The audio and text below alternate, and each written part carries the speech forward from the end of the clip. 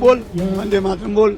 जो एक अल्लाह को मानता है, जो अपनी माँ का भी सजदा नहीं करता, कहाँ छुरी रखी है, कहाँ बंदूक गोली रखी है, वंदे मातरम बोल। और इस्लाम में सबसे बड़ा गुनाह अल्लाह का शरीक बनाना है।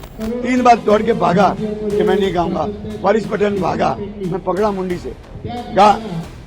वंदे मातरम के 150 वर्ष पूरे होने के मौके पर देश भर में कार्यक्रम चल रहे हैं, लेकिन इस उत्सव के बीच राष्ट्रीय गीत को लेकर राजनीतिक विवाद भी उभर रहा है।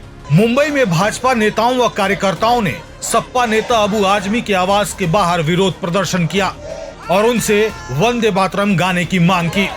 इस पर अबू आजमी ने कहा, जैसे आप मेरे साथ नमाज नहीं पढ़ सकते, उसी तरह मैं वंदे मातरम नहीं गा सकता। उन्होंने आरोप लगाया कि भाजपा राष्ट्रवाद को राजनीतिक लाभ के लिए इस्तेमाल कर रही है। नहीं, तो जबरदस्ती का प्रोटेस्ट है ना, जबरन किसी को कोई चीज पढ़ाई नहीं जा सकती। जो एक अल्लाह को मानता है, जो अपनी माँ का भी सजदा नहीं करता, वो जमीन का सजदा, सूरज का सजदा नहीं कर सकता। ये इस्लाम में कहा गया है, और इस्लाम में सबसे बड़ा गुनाह अल्लाह का शरीक बनाना है। हम उसका अपोज थोड़ी करते हैं, हम तो हमेशा खड़े रहते हैं असेंबली के अंदर, पार्लियामेंट के अंदर, हम उसका सम्मान करते हैं, लेकिन मैं पढ़ नहीं सकता, इसलिए कि मैं अल्लाह की इबादत करता हूँ।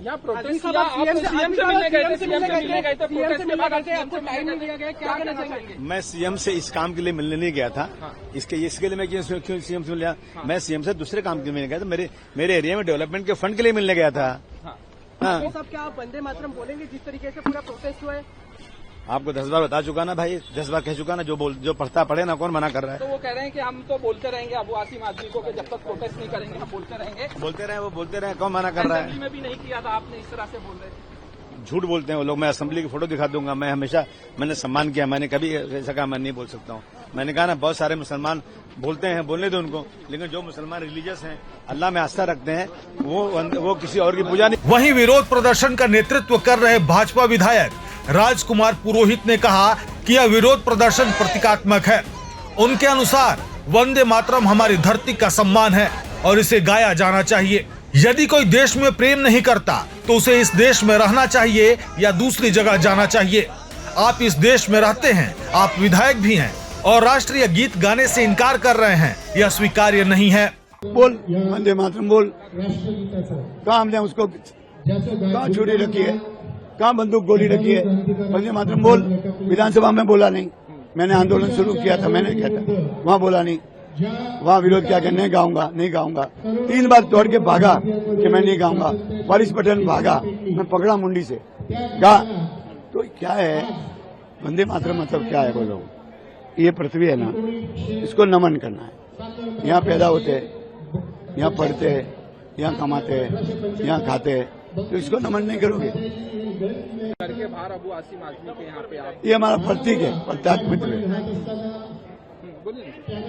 है। डिस्टर्ब क्या कर रहे हो? प्रतीकात्मक है कि तुम नहीं गा रहे, इसके लिए तुम्हारे विरुद्ध हम कर रहे हैं, आंदोलन कर रहे हैं। प्रतीक सिंबॉलिक है, ये कोई उनको गला दबाने के लिए नहीं है, कानून व्यवस्था करने के लिए। लेकिन पुलिस ने कहा कि इधर स्थान बदल दो, हमने बदल दिया। हम कोई उसको मारने के लिए नहीं है। वंदे मातरम गाना चाहिए, देश की इज्जत करना चाहिए। अगर आपको प्रेम नहीं है तो आप जाओ पाकिस्तान, जाओ, इधर क्या है, जाओ ना। अच्छा, हमारे साथ महबूब भाई यहाँ खड़े हैं, इसमें सैकड़ों मुसलमान कार्यकर्ता है, देश में हजारों लाखों मुस्लिम कार्यकर्ता वंदे मातरम गा रहे। आपको क्या तकलीफ है? इतना विरोध क्यों है?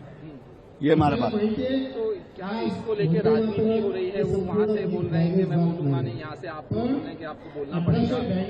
क्या नहीं, हम तो कह रहे हैं ना, देश में रहते हो, देश का खाते हो या एमएलए बने हो, तो देश की भावनाओं का ध्यान रखो, और देश की आजादी और देश का आंदोलन और देश का क्रांतिकारी सब यहाँ से हुए।